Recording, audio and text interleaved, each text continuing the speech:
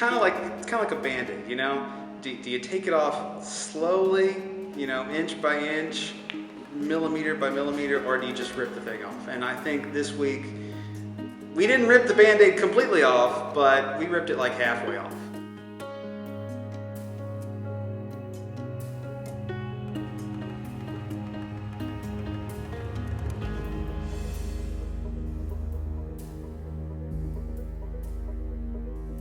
It's the right thing to do because that's where students are. We know that students don't read print the way they used to, that students are married and buried with their phones. And anything we can do to get information to them in the way that they use it is what we need to be doing. We need to be telling stories in the ways that students get their news to be able to interact with them. It's not about money. It's just something that we should have been doing a little more digitally focused a long time ago.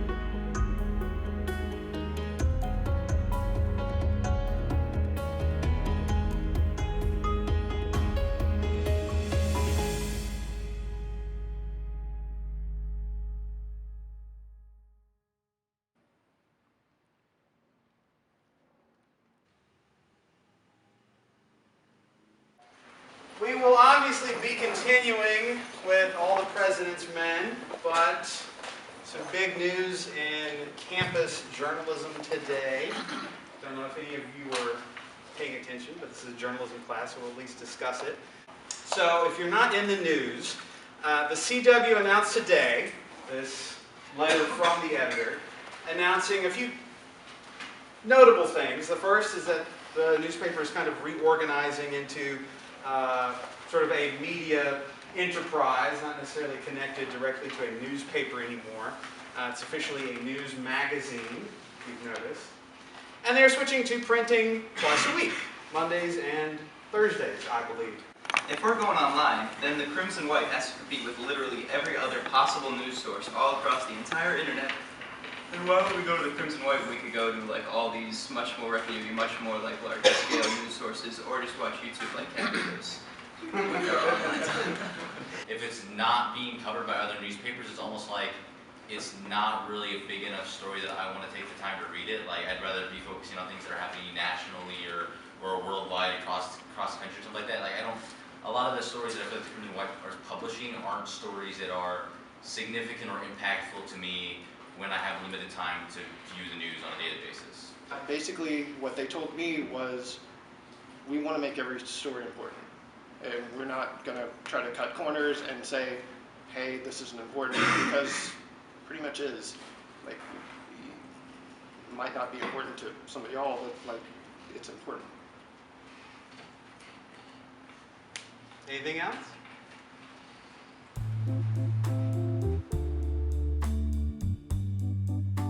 I teach the basic reporting class with a bunch of students today, and I was telling them that if you can find information and decide what's important and then tell it well, the format doesn't matter. I mean, we start by print because that's where you have to start, it seems to me, and then you can branch out in all these other things.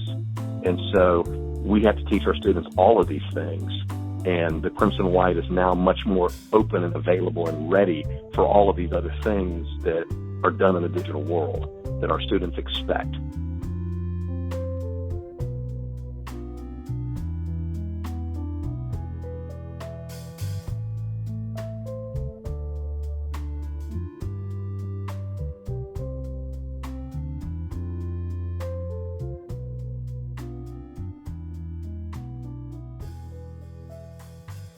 And tell me your name and what you do here.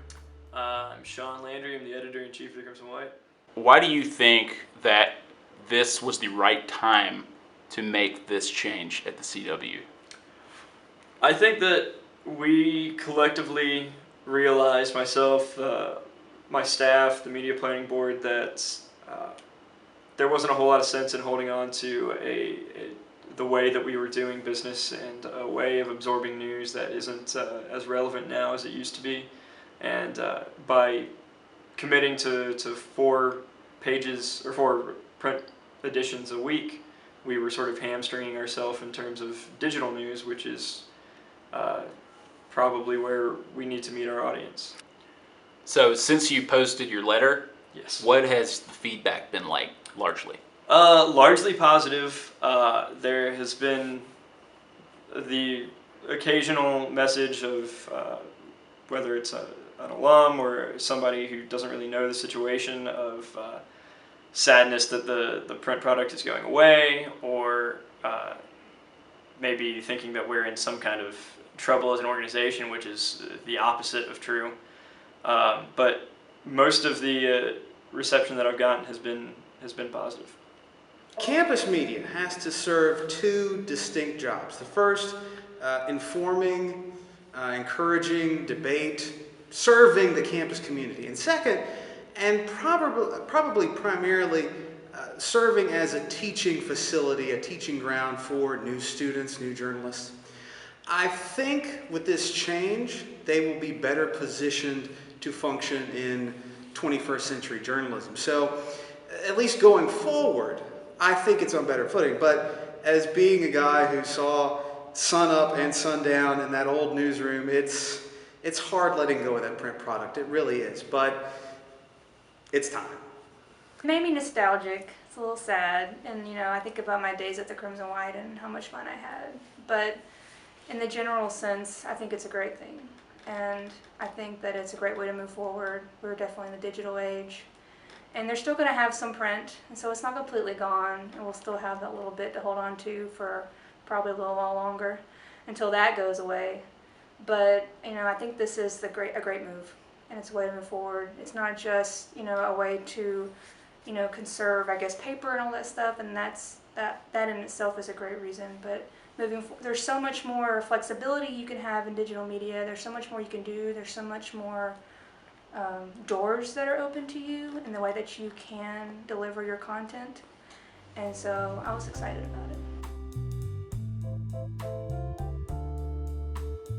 This is a change that comes from strength.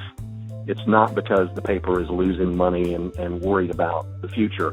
It's about giving students what they need where they are right now, helping the student journalists as well as helping the student readers as well as the community by giving them information in the ways that they expected in this new era.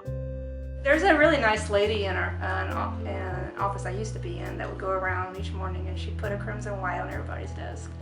And that was very nice of her, and I loved it. And like I said, I would skim through the paper and hit all the pages and hit the highlights, and I would walk into the next door and throw it in the recycle bin. And that was the process every day. So you think about all that paper that fills up. When I could just as easily have received an email or been on Twitter or Facebook or whatever and gotten the same link and gone online to the website and read the same story, and none of that process would have been involved. So yeah, I'm excited about it.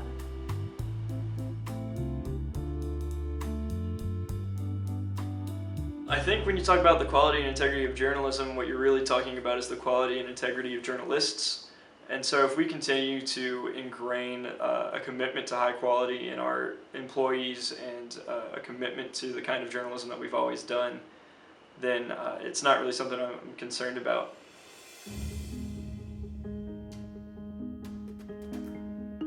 I think it gives them a laboratory to do everything better. It's difficult in the previous Crimson White staffing to be able to put out a great 4-day-a-week newspaper and then have time set aside to do the digital stuff that needs to be done. So with a little less focus on the print part of this, they're able to spend more time doing other ways to deliver content in the ways that students expect.